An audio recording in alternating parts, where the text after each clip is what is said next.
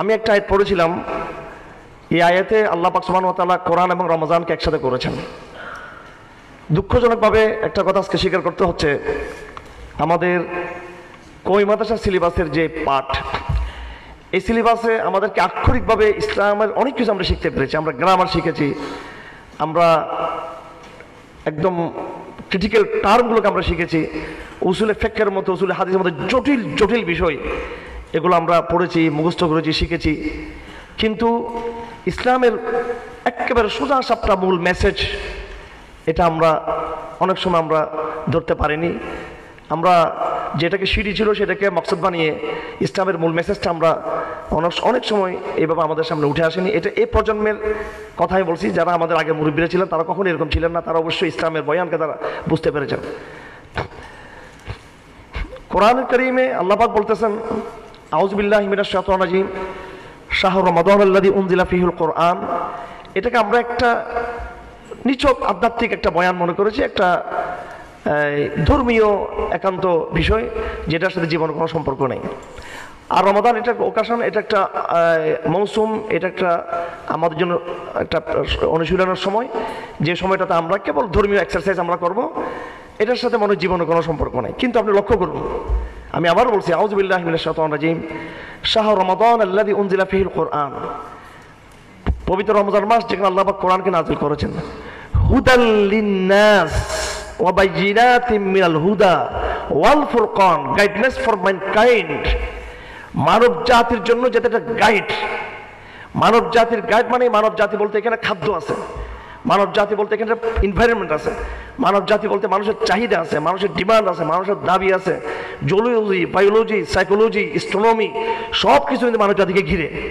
তো এমন কোনো কিতাব সেটা কখনো পরিপূর্ণ গাইড হতে পারে না যেখানে মানব জাতির পারিপার্শ্বিক, মানব জাতির একবার ন্যাচারাল, মানব জাতির মানুষের চামড়া, রক্ত, মাংসের ভিতরে যে সমস্ত জিনিস মিশিয়ে দিয়েছেন আল্লাহ পাক নিজেই, তার চাহিদা মেটাতে পারবে না এরকম কোনো বই কোনোদিন সেটা মানব জাতির সেটা গাইড হতে পারে না।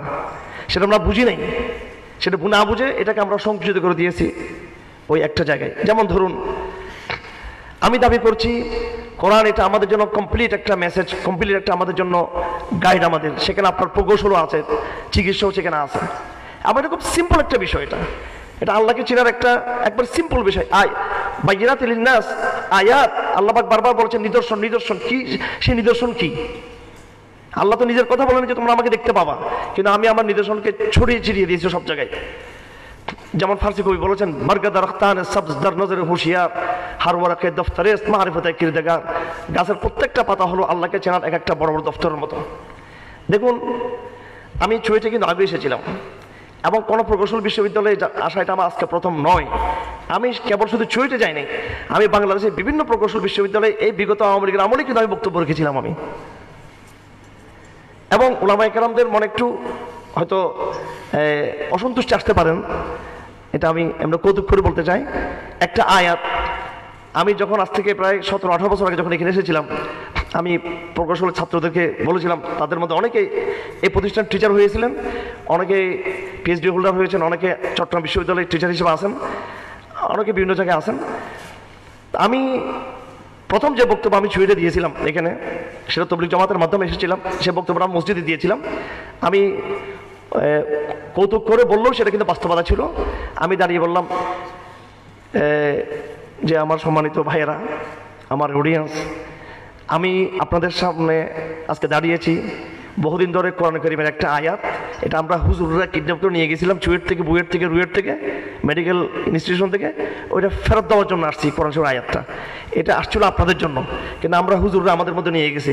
ইন্নামা ইয়াখশাল্লাহা মিন ইবাদিহিল উলামা। দেখবেন হুজুরা প্রায় সময় এটা নিজেদের ফজিলত বয়ান করার জন্য এটা বলে। আমার সম্মানিত মুরব্বী এখানে আছেন, অর্থাৎ আলেমরা আল্লাহকে ভয় করে। ব্যাপারটা কি এরকম? আসলে কি আলেমরা আল্লাহকে ভয় করে? আলেম হলেই কি তার মধ্যে আল্লাহর ভীতি পাওয়া যায়? এরকম হলে আলেমদের মধ্যে আর কোনো দুর্নীতিবাজ থাকতো না। আলেমদের মধ্যে কেউ ওয়াজ মাহফিলকে অন্যভাবে নিয়ে সেটাকে একটা ইনকাম করতেন না। এটা আমি খোলামেলা আলোচনা করতে চাই। ধরুন, আলেমদের মধ্যে কেউ স্বৈরতন্ত্রের পক্ষ অবলম্বন করতেন না। আলেমদের মধ্যে কেউ কথা বলতেন না যে ফিলিস্তিনে জিহাদ করার জন্য সৌদি আরবের রাজার অনুমতি লাগবে, এই কথা বলতেন না। আলাদার মধ্যে কি কথা বলতেন না যে আমেরিকাকে দারুল ইসলাম বলা যাবে, এই কথা বলতেন না। এগুলো এই জায়গাগুলো থেকে আসতেছে কথাগুলো। সব আলেমরা কিন্তু কখনো হোল আলেম আলেম আলেম হলে তিনি বিভ্রান্ত হতে পারেন না, এটা ভুল ভ্রান্ত। কারণ বনি ইসলামের পুরো আলেম প্রজন্মই বিচ্যুত হয়েছিল, বনি ইসরায়েলের আলেম প্রজন্মটা বিচ্যুত হয়েছিল। এবং আল্লাহ পাক সুবহানাহু ওয়া তাআলা আমাদের ইঙ্গিত দিয়েছেন কোরআন শরীফে, তার কিছু মুসলমানদের মধ্যে থাকবে, এখানে অবশ্যই মেইন স্ট্রিম মূলধারা ইসলামের মধ্যে থাকবে, কিন্তু আলেমদের মধ্যে কেউ কেউ বিভ্রান্ত হতে পারে না কেন? তাহলে আসুন, আলেম হলেই যে আল্লাহকে ভয় করবে বিষয়টা আসলে সেরকম নয়। এখানে আলেমের সাথে ঈমান এখানে যুক্ত রয়েছে। এই যে আয়াত, এটা কোরআন কারীমের সূরা ফাতির সম্ভবত ইয়াসিন, সূরা ইয়াসিন আগে যে সূরা রয়েছে সূরা ফাতির আয়াত। তো এই আয়াতের মধ্যে আল্লাহ পাক যেখানে এই বয়ান দিচ্ছেন যে আলেমরা আল্লাহকে ভয় করেন, এই আয়াতের কিন্তু আগে পরে কিন্তু কথা আছে, এটা আয়াতের একটা পার্ট, একটা অংশ। আল্লাহ পাক কি বলতেছেন? আউযু বিল্লাহি মিনাশ শাইতানির রাজিম, আলাম তারা আন্নাল্লাহ আনজালা মিনাস সামাই মাআন। তুমি কি দেখোনি যে আল্লাহ পাক আসমান থেকে পানি অবতীর্ণ করেছেন। ফাআখরাজনা বিহি সামারাতিন, অতঃপর এই পানির দ্বারা আমি নানা রঙের ফলকে আমি উৎপন্ন করেছি, দুনিয়াতে আমি সৃষ্টি করেছি। মুখতালিফান আলওয়ানুহা, তাদের রঙগুলো ভিন্ন ভিন্ন। ওয়ামিনাল জিবালি জুদাদুন বিয়দুন ওয়া হুমুরুন মুখতালিফুন আলওয়ানুহা, পাহাড়গুলো তোমরা দেখো, সেখানে সাদা ধবধবে তোমরা পাহাড় দেখবা। ওয়া হুমুরুন, এবং লাল বর্ণে তোমরা পাথর দেখবা, পাহাড় দেখবা। ওয়াগারাবিবু মুখতালিফুন আলওয়ানুহা, এগুলোর রং আবার ভিন্ন ভিন্ন। ওয়াগারাবিবু সুদ, তোমরা পাহাড়ের মধ্যে একদম চিকচিকে কালো, তোমরা কিছু পাহাড়ের বড় পাথর সমৃদ্ধ তোমার পাহাড় তোমরা দেখবা। এর আল্লাহ পাক বলেন ওয়ামিনান নাস ওয়াল আনআম ওয়াদ দাওয়াব, ওয়ামিনান আনআম ওয়ান নাস ওয়াদ দাওয়াব, চতুষ্পদ জন্তু, মানুষ এবং বিভিন্ন জন্তুর মধ্যে তোমরা দেখবা মুখতালিফুন আলওয়ানুহু, তাদেরও রং ভিন্ন ভিন্ন ভিন্ন ভিন্ন, ডাইভার্সিটি, নানান রূপান্তর তোমরা দেখবা আমার এই সৃষ্টির মধ্যে। তো এই সৃষ্টির যে ডাইভার্সিটি, যে নানান রূপান্তর, নানান সংস্করণ, আল্লাহ পাক এরপর গিয়ে বলতেছেন ইন্নামা ইয়াখশাল্লাহা মিন ইবাদিহিল উলামা, যারা এই সমস্ত বিষয় নিয়ে গবেষণা করেন, চিন্তা ভাবনা করেন ইমানের জায়গা থেকে, তারা এটা নিয়ে যে কেন এই জিনিসটা হলো এটার রহস্য উদ্ঘাটন করতে চেষ্টা করেন। আল্লাহ পাক বলেন তারা আল্লাহর প্রতি একটা সমীহ তাদের অন্তর তৈরি হয়, তারা আল্লাহকে ভয় করে। এমন একটি দার্শনিক আয়াতকে, এমন একটা বৈজ্ঞানিক আয়াতকে, এমন একটা ঐতিহাসিক আয়াতকে আমরা একেবারে সংকুচিত করে দিয়েছি আক্ষরিক আলেম শ্রেণীর মধ্যে। অথচ কোরআন কারীমের আরো বহু আয়াত রয়েছে, যেমন ধরুন শেষ রাতে উঠে রাসূল করিম সাল্লাল্লাহু আলাইহি ওয়াসাল্লাম আকাশের দিকে তাকিয়ে সূরা আলে ইমরান আয়াতটা পড়তেন। আমি আবারও বলতে চাই, আমাদের বিভিন্ন আধ্যাত্মিক আমলগুলো, আধ্যাত্মিক টার্মগুলো, এগুলোকে আমরা নিজেকে আধ্যাত্মিক মনে করি, জীবন থেকে আমরা দূরে মনে করি, কিন্তু ব্যাপারটা আগে এরকম ছিল না। আধ্যাত্মিকতা, বিজ্ঞান, আধ্যাত্মিকতা, জীবন, এগুলো ওতপ্রোত জড়িত ছিল। আমাদের নবীজি কি করতেন? ওনার আধ্যাত্মিকতার মূল এক্সারসাইজ যেটা উনি করতেন যে টাইমটাতে, সেই টাইমটা ছিল এই শেষ রাতের সময়। এবং আমাদের নবীজির জীবনের সাফল্যের বড় মৌলিক শক্তি ছিল তাহাজ্জুদের নামাজ, কিয়ামুল লাইল। ওয়ামিনাল লাইলি ফাতাহাজ্জাদ বিহি নাফিলাতান লাক আসা আন ইয়াবআসাকা রাব্বুকা মাকামান মাহমুদা। আমাদের নবীজির উত্থান এবং সমস্ত নবীদের উত্থান, সাহাবায়ে কেরামদের, সালফে সালেহিনদের, একজন নেককার মানুষের তার সামাজিক, রাজনৈতিক, দার্শনিক, তার আধ্যাত্মিক, তার উত্থানের মূল জায়গাটা হলো কিন্তু তাহাজ্জুদের নামাজ, শেষ রাতের নামাজ। আমাদের নবীজি কি করতেন? উঠে মিসওয়াক করতেন, এরপর তিনি আকাশে তাকাতেন। দেখুন আকাশে তাকিয়ে তিনি কি করতেন? একটা আয়াত পড়তেন, কয়েকটা আয়াত পড়তেন সূরা আলে ইমরানের, আউযু বিল্লাহি মিনাশ শাইতানির রাজিম, ইন্না ফি খালকিস সামাওয়াতি ওয়াল আরদ ওয়া ইখতিলাফিল লাইলি ওয়ান নাহার লাআয়াতিন লিউলিল আলবাব। এই তরজমাগুলো দেখে নেবেন। আল্লাহ পাক বলেন নিশ্চয়ই আসমানের সৃষ্টি, জমিনের সৃষ্টি, আসমান সমূহের সৃষ্টি এবং জমিনের সৃষ্টি এবং রাত দিনের পরিবর্তন ইত্যাদি ইত্যাদি বিষয়ের মধ্যে লাআয়াতিন লিউলিল আলবাব, যারা মগজধারী, একদম আমি ডাইরেক্ট আক্ষরিক তরজমা, যাদের মধ্যে মগজ রয়েছে, সে মগজধারী জ্ঞান লোকদের জন্য সেখানে রয়েছে নিদর্শন। তারা কারা? আল্লাযীনা ইয়াযকুরুনাল্লাহ, আল্লাহকে যারা স্মরণ করে, আল্লাহকে তারা বুঝতে চায়, কিয়ামান, দাঁড়ানো অবস্থায়, ওয়া কুউদান, বসা অবস্থায়, ওয়া আলা জুনুবিহিম, এবং শোয়া অবস্থায়। এবং তারা কি করে? এই নেককার লোকগুলো ওয়া ইয়াতাফাক্কারুনা ফি খালকিস সামাওয়াত, তার আসমান জমিনের সৃষ্টি নিয়ে তারা গবেষণা করে এবং তৎক্ষণাৎ তাদের হৃদয় বলে ওঠে রব্বানা মা খালাকতা হাযা বাতিলা, হে মহান রব, তুমি এগুলোকে উদ্দেশ্যহীনভাবে এমনি এমনি তুমি এগুলো সৃষ্টি করনি। দেখুন এরপর আরো অনেকগুলো আয়াত আছে, দোয়া আছে। রব্বানা মা খালাকতা হাযা বাতিলা সুবহানাক ফাকিনা আযাবান নার। মহান রব, আপনি অনেক পবিত্র, সুতরাং আপনি আমাদেরকে জাহান্নামের আগুন থেকে রক্ষা করুন। রব্বানা ইন্নাকা মান তুদখিলিন নার ফাকাদ আখযাইতা ওয়া মা লিয-যালিমিনা মিন আনসার। আর অনেকগুলো দোয়া রয়েছে শেষ পর্যন্ত। এটা একটা আধ্যাত্মিক বয়ান হিসেবে আমরা জানি, কিন্তু আমার ভাইরা দেখুন তার নেগেটিভ, দেখুন তার নেগেটিভটা কি এখন তো আধ্যাত্মিক। এখানে বলা হচ্ছে রব্বানা মা খালাকতা হাযা বাতিলা, হে রব আপনি এটাকে এমনি এমনি সৃষ্টি করেননি। দেখুন এই কথাটা কিন্তু আইনস্টাইনের ছিল। আইনস্টাইনের সাথে আমাদের বিরোধ হয়েছে রাজনৈতিক। তাকে ইসরায়েলের প্রধানমন্ত্রী হওয়ার জন্য, প্রেসিডেন্ট হওয়ার জন্য প্রস্তাব করা হয়েছিল, এবং তিনি একজন ইহুদি ছিলেন, মনে প্রাণে তিনি ইহুদি ছিলেন। তার ওই রাজনৈতিক মিশন নিয়ে আমাদের মতবিরোধ রয়েছে। কিন্তু বর্তমান বিজ্ঞানের নামে যে ধূম্রজাল তৈরি করা হয়েছে নাস্তিকতার, এই জায়গায় আইনস্টাইন কিন্তু আমাদের জন্য একটা গুরুত্বপূর্ণ ব্যক্তি, কিন্তু অনেক গুরুত্বপূর্ণ ব্যক্তি। তিনি স্পষ্ট বলেছেন যে প্রভু বিশ্বস্রষ্টা জোয়ারি ছিলেন না। আপনার বিজ্ঞানের ছাত্র সবাই দেখে নেবেন আমার এই কথা ঠিক আছে কিনা, আপনার পড়ে নেবেন যে আইনস্টাইনের থিওরি অফ রিলেটিভিটি দেখে নেবেন ভালো করে। আইনস্টাইন কে ছিল? তিনি বলেছেন বিশ্ব স্রষ্টা জোয়ারি ছিলেন না। রব্বানা মা খালাকতা হাযা বাতিলা। আইনস্টাইন যখন এটা বললো, ইউরোপের দার্শনিকদের, বিজ্ঞানীদের বিরাট একটা অংশ তারা বলতে লাগলো যে এই পৃথিবী এমনি এমনি আসে নাই। অথচ এই কথা রাসূলুল্লাহ গভীর রাতে ১,৫০০ বছর আগে তিনি আল্লাহকে বলে দিয়েছেন, রব্বানা মা খালাকতা হাযা বাতিলা। টাইমিং দেখুন, আমি এটা নেগেটিভ বললাম, টাইমিংটা দেখুন, টাইমিং হচ্ছে শেষ রাতে।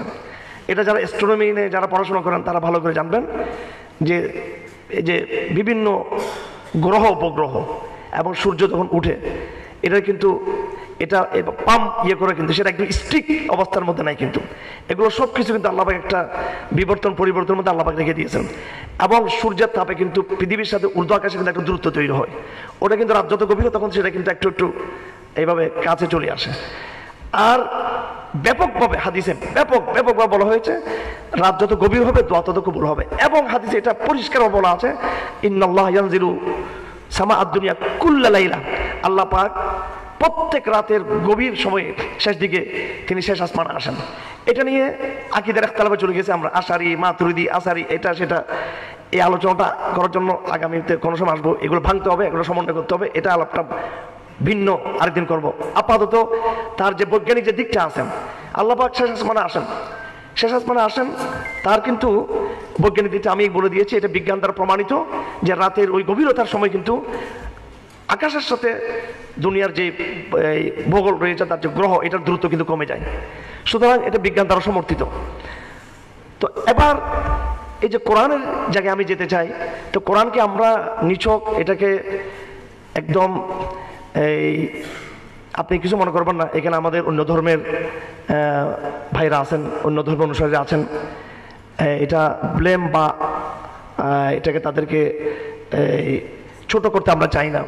কিন্তু তাদের যে ধর্মগ্রন্থগুলো, আমি ত্রিপিটক পড়ছি, আমি ত্রিপিটক পড়ে আসছি, ভগবদ গীতা, মহাভারত, বেদ, রামায়ণ, এরপরে বাইবেল তো পড়তে পড়তে চোখ আমার হয়ে গেছে দেখতে দেখতে। তো এসব পড়ে এসে আমি বলতে চাই, আপনার তাদের বইগুলোতে প্লিজ আপনারা, আমি বলবো যে আমার কথাগুলো আজকে অন্ধের মধ্যে বিশ্বাস করুন, আমি বলবো যে আপনারা কম্পেয়ার করে দেখুন কোরআনের বয়ান এবং তাদের বয়ানগুলো একটু আপনারা তুলনা করে দেখতে পারেন আপনারা, সেখানে আপনারা সব কিছু বুঝে নেবেন। তো সুতরাং কোরআনকে জীবন থেকে বিচ্ছিন্ন করা, কোরআনকে বিজ্ঞান থেকে বিচ্ছিন্ন করা, এই একটা আমাদের যে মনস্তত্ত্ব, এই মনস্তত্ত্ব থেকে আমাদেরকে বেরিয়ে আসতে হবে। যদি এটা বেরিয়ে আসতে পারেন, আমি কিছু কথা তো বলে ফেলছি এ পর্যন্ত। এবার আমি যদি একটু সামনের দিকে এগোতে চাই, তাহলে কেন আজকে আমরা এই শিরোনামটা নিলাম যে প্রকৌশল শিক্ষা ইসলামী শরিয়া ও আকীদা, যেটা সমন্বয় করা হলো, যেটা অনেকের কাছে অসম্ভব মনে হয়, অনেকের কাছে এটা কঠিন মনে হয়। আপনি প্রথম আমরা কোরআনের দিকে যাই, পরে আমরা বর্তমান আধুনিক জমানার দিকে আসি। হিস্ট্রি এবং ইতিহাস, কোরআন খুললে আপনি পাবেন ইতিহাসের আপনি বিশাল বয়ান সেখানে পাবেন।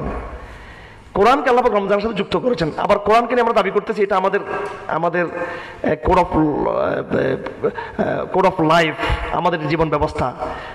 এগুলো আমরা দাবি করতেছি, এটা আমাদের নতুন বিশ্ব ব্যবস্থা, এটা আমাদের অর্থনীতি, এটা আমাদের সমাজ, এটা আমাদের ফৌজদারি, সবকিছু আমরা দাবি করতেছি।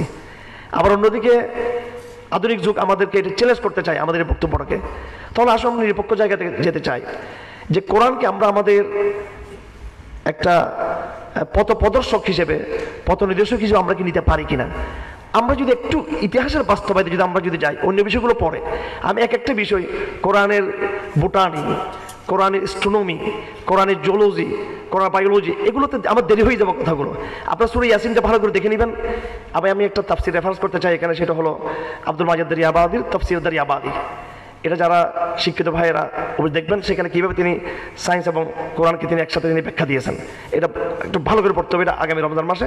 এটা বিশেষ করে আমার বলা উচিত এই চুয়েটের ভাইদের জন্য এবং আপনাদের মাধ্যমে যারা যারা বিজ্ঞানের ছাত্র যারা রয়েছেন সবাইকে, যে আপনার আব্দুল মাজিদ দারিয়াবাদির এই তাফসীরটা ভালো করে দেখবেন, সবসময় দেখবেন, এবং নাস্তিকদেরকে এটা হাতিয়ে দিবেন আপনারা এই বইটা। আর না পারলে অন্তত ইন্টারনেটের দিয়ে দিবেন। এই পর্যন্ত এরকম কোনো তফসির কোনো ভাষায় কেউ লিখতে পারেনি। এটার বাংলা ভার্সনটা খুবই দুর্বল হয়েছে, ইসলাম ফাউন্ডেশন ব্যর্থ হয়েছে, এরা প্রকাশ করতে পারেনি ওইভাবে। কিন্তু এটার ইংরেজিতে আপনারা দেখবেন।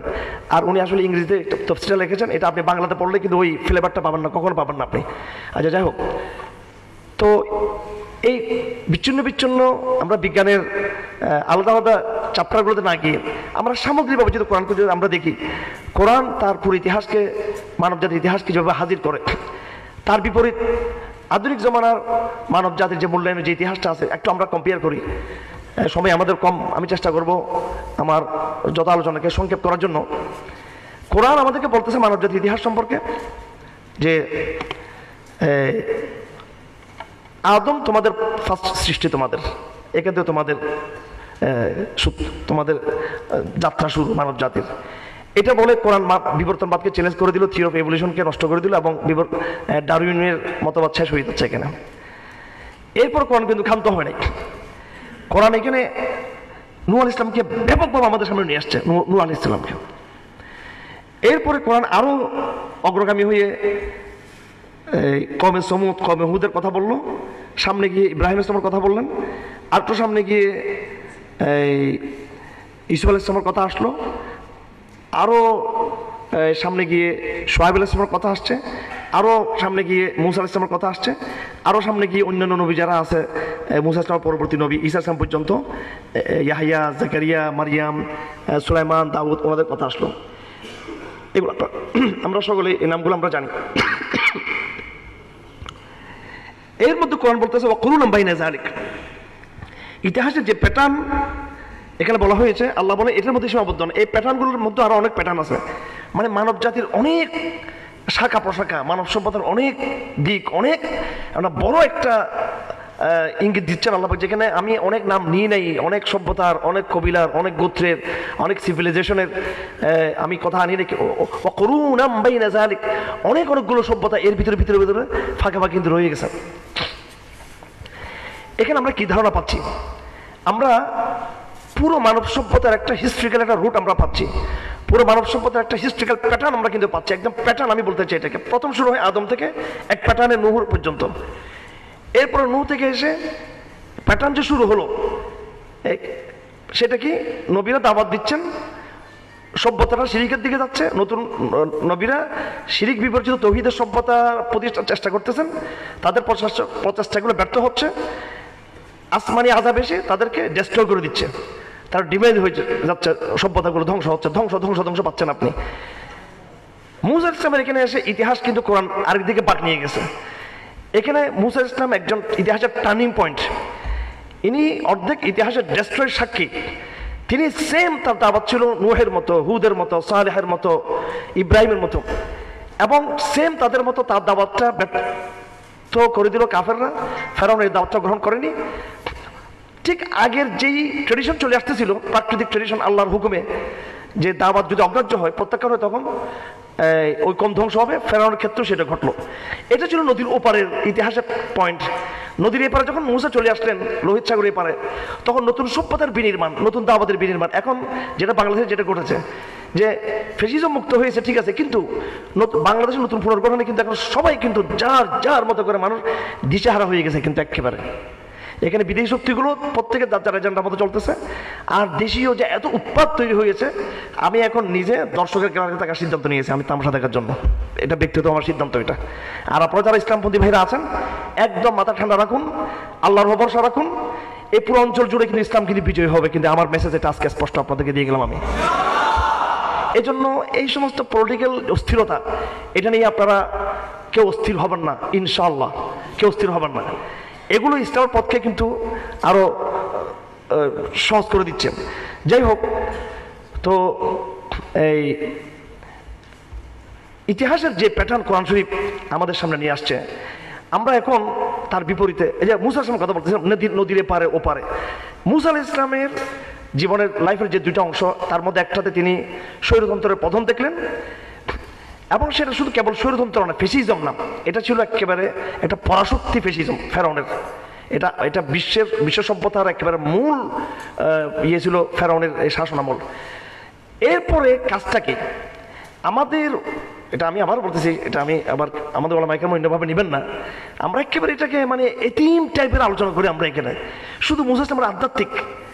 আমরা এই শব্দটা কখনো বলি না যে সভ্যতার নতুন রিবিল্ডিং, সভ্যতাকে নতুন করে পুনর্বিন্যাস, পুনর্বিনির্মাণ সভ্যতার, এইভাবে কিন্তু বলি। আমরা বলি মুসা ইসলাম ওনার আল্লাহর পক্ষ থেকে গায়েবী সাহায্য আসছিল, ফেরাউন ধ্বংস হয়ে গেছে, মুসা ইসলাম ঘরে চলে গেছেন, তারপর এটা একটু হলো।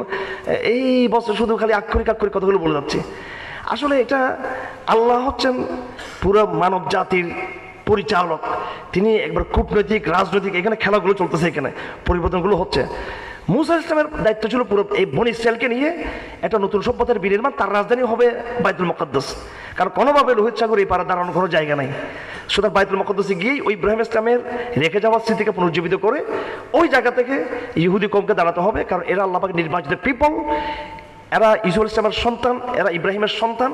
এ অনেক লম্বা, এদিকে আরো অনেক লম্বা কাহিনী। কেন আল্লাহ পাক বনী ইসরাইলকে আল্লাহ পাক কবুল চুজ করলেন? আল্লাহ পাক চুজ পিপল বনী ইসরাইল, সব দিক থেকে সৌন্দর্য, স্মার্ট, কথা বলা, ভদ্রতা, সভ্যতা, নবীদের রক্ত, ব্লাড, রাজত্ব, সবটা মিলিয়ে বনী ইসরাইল ছিল ফেরাউন উত্তর সেই সময়ের পৃথিবীর প্রধান পরাশক্তিকে ধ্বংস করে দিয়ে নতুন যে শক্তির বিনির্মাণ হবে, নতুন যে সিভিলাইজেশনের বিনির্মাণ হবে, নতুন যে মানবতা তৈরি হবে, নতুন যে মানব সভ্যতা, মানবতাবাদ বা যেটা বলি মানবতার যে জয়গান হবে নতুন, এটা মুসা ইসলামের নেতৃত্বে এটা হবে। এবং সেজন্য তাকে দায়িত্ব দেওয়া হলো যে তুমি বাইতুল মুকাদ্দাসে মুভ করো এবং এদেরকে জিহাদ উদ্বুদ্ধ করো, ওদিকে গিয়ে তুমি রাষ্ট্র প্রতিষ্ঠা করো। সেটা আবার বনী ইসরাইলের কারণে কিন্তু জিনিসটা আর হতে পারলো না, তাদের নিজেদের আত্মঘাতী সিদ্ধান্তের কারণে। যেভাবে বাঙালিরা আমরা এখন নিজেরা এখন ষড়যন্ত্র মুক্ত করে আত্মঘাতী, এর মধ্যে আমরা কিন্তু রয়েছে পরস্পর সমন্বয়ের মারাত্মক অভাব। যে নতুন ফর্মুলা আসে সেটা আরও নতুন করে নতুন একটা যে সমাধানের নতুন ফর্মুলা, শঙ্করের নতুন একটা দিগন্তকে উন্মোচিত করে দিচ্ছে কিনা, এগুলো আমরা দেখতেছি সবাই এই অস্থিরতাগুলোকে। তো বনী ইসরাইল মুসা ইসলামের প্রজেক্টকে ধ্বংস করে দিল। পরে ইউশা বিন নুন এসে এই নেতৃত্ব তিনি হাতে নিলেন। ইউশা বিন নুন আলাইহিস সালাম তিনি বাইতুল মুকাদ্দাস বিজয় করে সেখানে নতুন এক শক্তি ইসলামের তৈরি হলো। ইসলাম বলতে কিন্তু বিগত ১,৫০০ বছর এটা শুধু ইসলাম না, ইসলাম কিন্তু এটা ১,০০০ বছর, নূহ আলাইহিস সালাম তার আগে আদম আলাইহিস সালাম থেকে শুরু করে। তারপরে তো ইতিহাস নতুন জায়গায় আসলো, দাঁড়ালো। এরপরে মুসা ইসলাম সাময়িকভাবে ব্যর্থতা দেখা গেল তার বনী ইসরাইলের কারণে, কিন্তু তারা উত্তরসূরি যারা ছিলেন তারা কিন্তু তার দাওয়াকে একটা কমপ্লিট একটা সিভিলাইজেশনের লিডারশিপে নিয়ে গেলেন এবং বনী ইসরাইলের নেতৃত্বে বিরাট ধারাবাহিকতা শুরু হলো। এবং তার আগে কিন্তু তাওরাতটা নাযিল হয়ে গেল, একটা সংবিধানের যে কনস্টিটিউশন সেটা তারা পেয়ে গেল। বাকি তো যা হবার বনী ইসরাইলের দীর্ঘ ইতিহাস আমরা সকলে জানি। এই এক টানে ইতিহাসটা চলে আসছে ঈসা আলাইহিস সালাম পর্যন্ত। আমার ভাইরা আসুন এবার আমরা এই একটা কথা বলি, সেটা হলো এই যে ইতিহাসের যে এই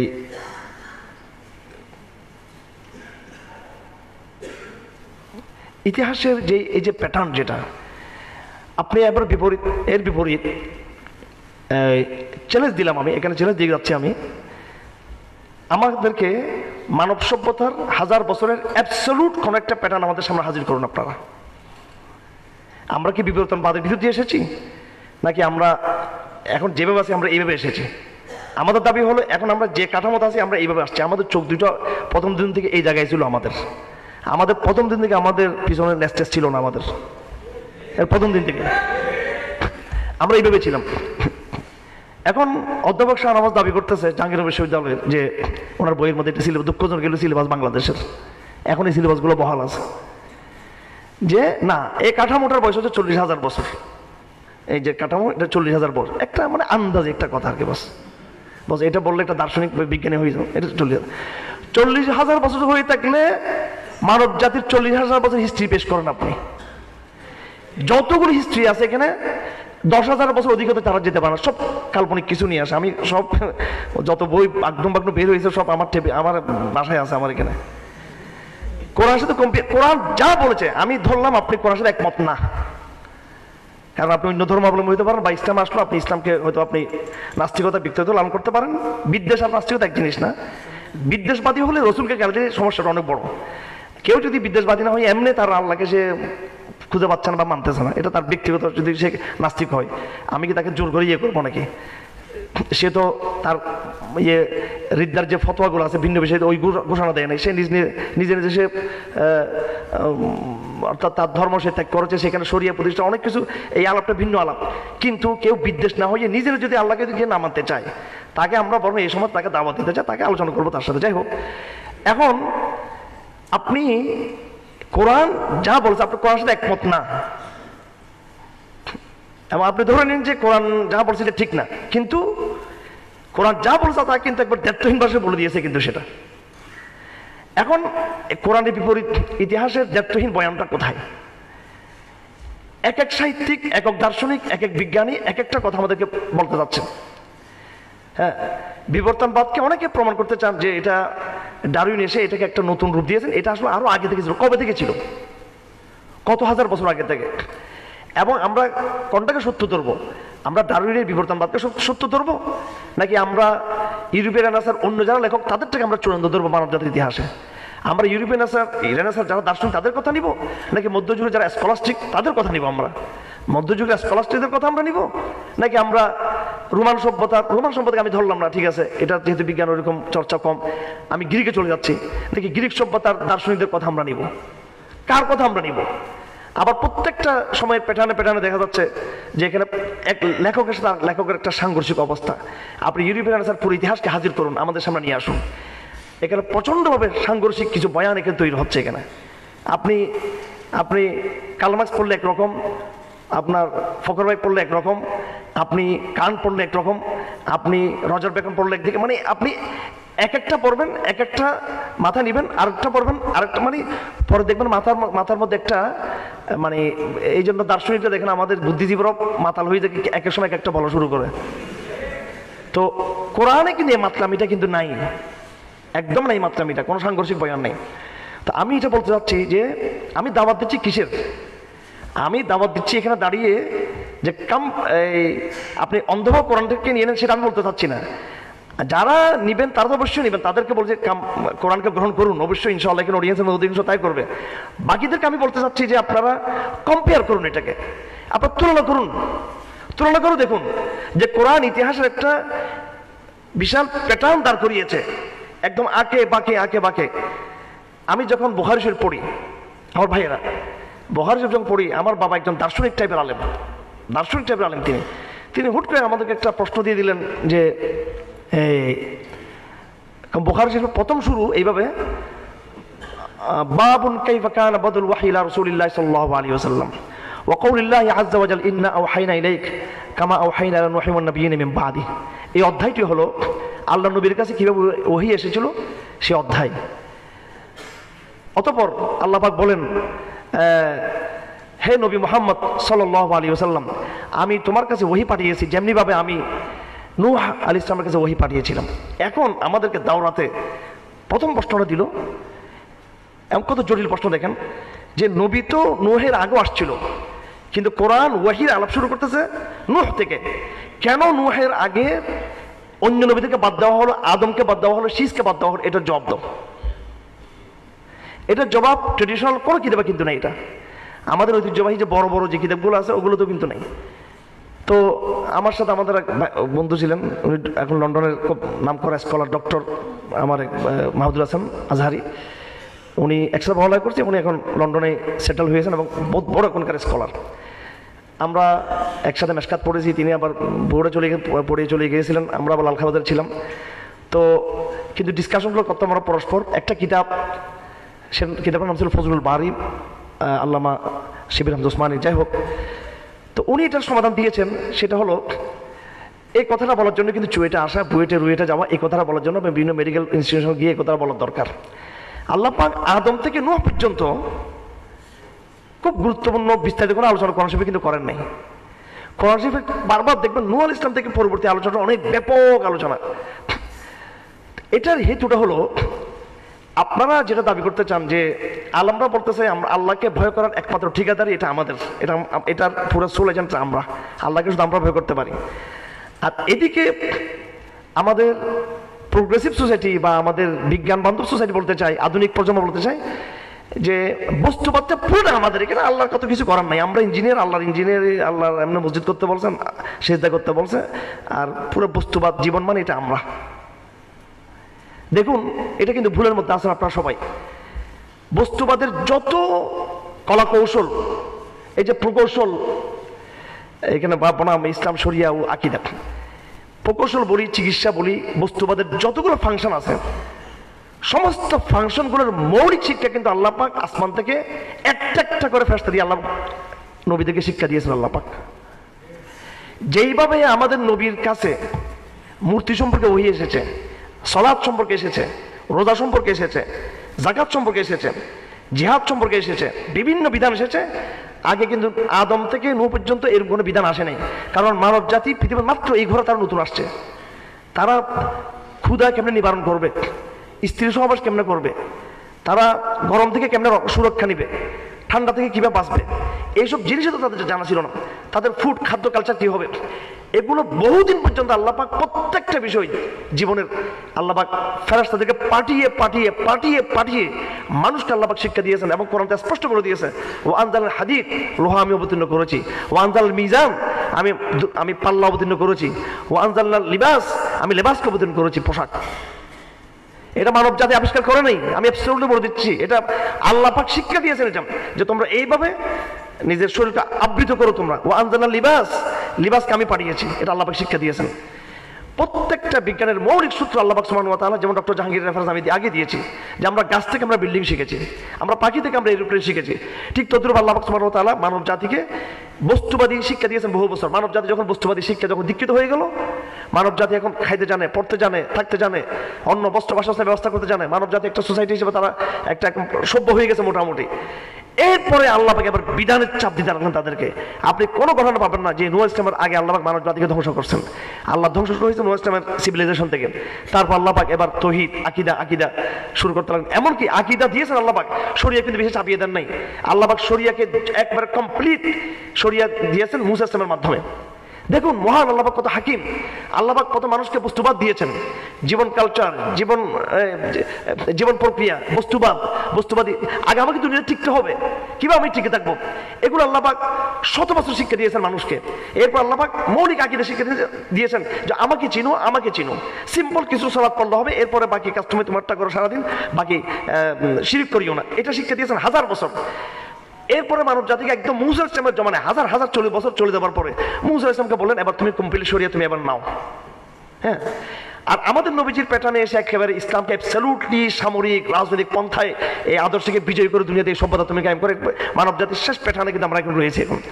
তো এই যে ইতিহাসের জায়গা স্পষ্ট একটা টার্নিং পয়েন্ট, এই টার্নিং পয়েন্টের প্রথম জায়গাটা হচ্ছে চুয়েটের জায়গা, বুয়েটের জায়গা, মেডিকেলের জায়গা, বস্তুবাদের জায়গা, অ্যাপ্লাইড সায়েন্সের জায়গা, ফরিদে বিজ্ঞানের জায়গা, যেগুলো আল্লাহ পাক শিক্ষা দিয়েছেন। কিন্তু বর্তমানে যেহেতু আমরা শরিয়ার কথা বলি, সায়েন্সের কথা বলি না, তার মানে সায়েন্সকে আল্লাহ পাক নাযিল করেন না তা না, আল্লাহ পাক সায়েন্সকে আগেই নাযিল করে দিয়েছেন। তাহলে এখন যেটা সায়েন্স আছে সেটা কি? এখন যে সায়েন্স সেটা হচ্ছে আগের সায়েন্সের ধারাবাহিকতা, আরেকটু আপডেট। আপনি এখন যে মোবাইল ইউজ করতেছেন সেটা কি আগে এরকম ছিল? মোবাইল আমি ইউজ করা শুরু করেছি, আমার বাবা দিয়েছিলেন, সেটা আমার মনে হয় না বাংলাদেশের কোন হুজুর টুজুর দূরের কথা কোনো ব্যবসার কাছে মোবাইল ছিল কিনা আল্লাহ জানে।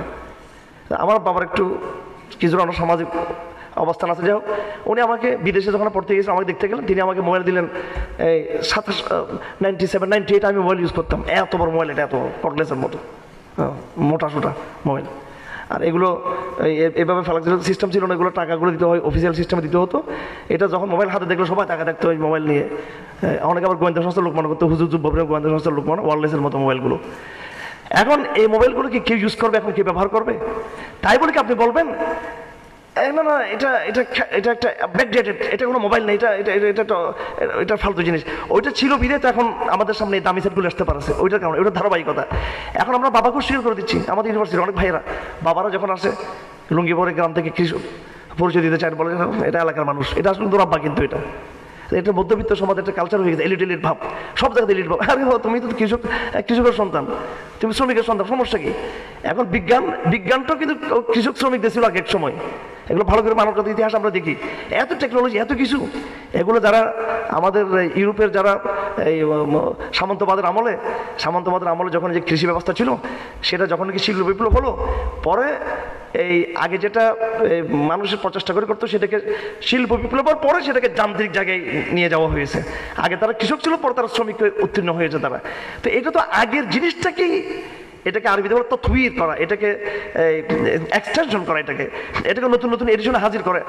সামনে এমনও আসবে যে আর দরকার পড়বে না, মানে প্রত্যেকটা সেটের মধ্যেই আপনার ইন্টারনেটের থাকবে, এখানে আর ওই আপনার কি বলে কেবলটা যেগুলো নেটওয়ার্কের দরকার পড়বে না, এমন শক্তিশালী এই যোগাযোগের সিস্টেমগুলো তৈরি হতে পারে সামনে। তো বিজ্ঞানের যে বর্তমান যে বিকশিত রূপ দেখতেছি, এটা একটা তার একটা বিকশিত রূপ। এটাই কিন্তু শুরু না, কিন্তু এটা আরো আগে সূচনা হয়েছিল। তো যাই হোক, তো কোরআনে কারীম এই জিনিসগুলো আমাদেরকে ইঙ্গিত দিয়েছে। কোরআনকে আমরা একটা পুরো হিস্ট্রিক্যাল বয়ান হিসেবে, ইতিহাসের একটা বড় দস্তাবেজ হিসেবে যদি আমরা গ্রহণ করি, তাহলে মানব জাতিকে আবার অন্যান্য গ্রন্থগুলো কীভাবে উপস্থাপন করেছেন। আপনি সেখানে ধর্মীয় গ্রন্থ নিয়ে আসতে পারেন, আপনি সেখানে ভগবদ্গীতা নিয়ে আসতে পারেন, সেখানে প্রচলিত বাইবেলকে নিয়ে আসতে পারেন, আপনি মহাভারতকে নিয়ে আসতে পারেন, এবং তার এগেনস্টে আপনি ডারউইনের মতবাদকে নিয়ে আসতে পারেন, এবং অন্যান্য হিস্ট্রির যে বইগুলো আছে সেগুলো আপনি নিয়ে আসতে পারেন। আপনি মানুষকে যে মূল্যায়ন করা হয়েছে, কেউ মানুষকে এক একজন এক একভাবে, কেউ মানুষকে যৌনজীবী হিসেবে, আপনি নিটসে জার্মান দার্শনিকের যখন তার বই পড়বেন, আপনি মানুষের মধ্যে শুধু পাবেন, আপনি শুধু হতাশা পাবেন মানুষের মধ্যে। শোপেনহাওয়ারের কাছে যাবেন, আপনি মানুষের আটটা চরিত্র পাবেন।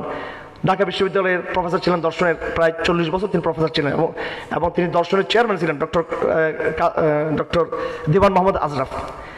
খুব বড় বড় হাজার হাজার পৃষ্ঠার বই তিনি লেখেন নেই, ছোট্ট ছোট বই লিখে গেছেন, পুরো বিজ্ঞানের নির্যাস তিনি পেশ করে গেছেন, এবং ইসলামের সাথে তিনি কম্পেয়ার করেছেন।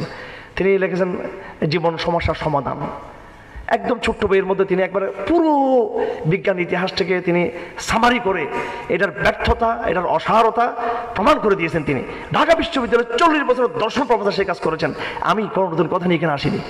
আল্লামা ইকবাল উনি আজহারের সৃষ্টি হন নাই, উনি দেওবন্দের সৃষ্টি হন নাই, একদম সভ্যতার, বিজ্ঞানের, সায়েন্সের, হিউম্যানিজমের মূল জায়গায় সৃষ্টি হয়ে ওইটাকে ধসিয়ে দিয়েছেন তিনি। এবং সেটা তিনি একা করেন নাই, তিনি এই যে আপনার